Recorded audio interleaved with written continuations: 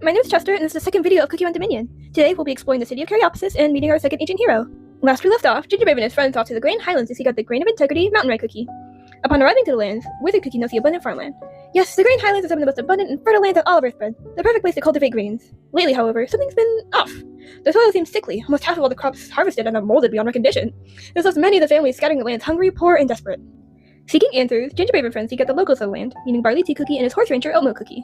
They ask Barley Tea Cookie if he knows what happened to the soil, and he declines, stating he has no idea, and points him to the city sheriff, Mountain Red Cookie.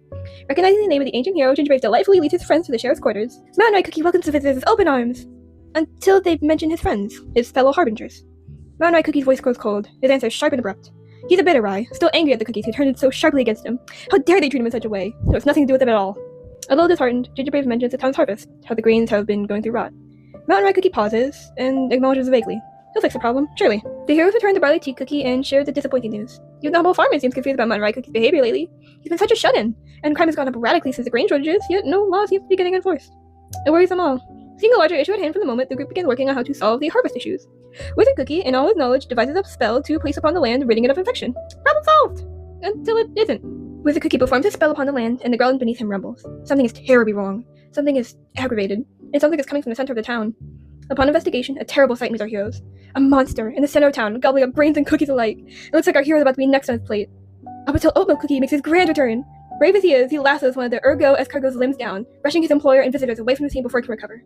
Frightened, the seven rush back to Mountain Red Cookie's quarters, searching until they find him isolated, basking in his coins.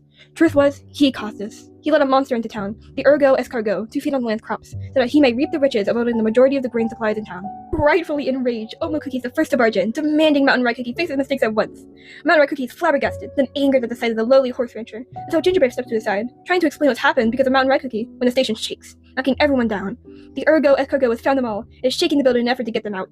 Once the group leaves, Mountain Red Cookie is finally hit with the reality as he witnesses what's become of his lovely town of Caryopsis. He did this. His greed, his abandoned morals. He destroyed his town. Mountain Red Cookie falls to his knees, crushed under the weight of his guilt. Oatmeal Cookie, still angry but needing to save his town, pulls Mountain Red Cookie back to his feet. He could fix this. He just needed to try. And just as the group is about to be attacked, Mountain Red Cookie indeed steps up, covering them all beneath his shield. With the help of Oatmeal Cookie, the lowly horse rancher, the monster is defeated and slithers away from the mountains to find a new home. Mountain Red Cookie finally reads a letter from Silver Apple Cookie. He seems to almost cry.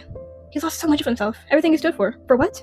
Because he was angry? He wants his friends back, truly he does, but he also needs time to get better, find his integrity again, and with his new deputy sheriff, Oatmeal Cookie, he may get that opportunity. He points their feet to their next destination, with an addition of his own to the letter. And so, may they move on to the delightful kingdom of Irani to meet the ruler of the land, the Milk of Maturity, Dry Yogurt Cookie.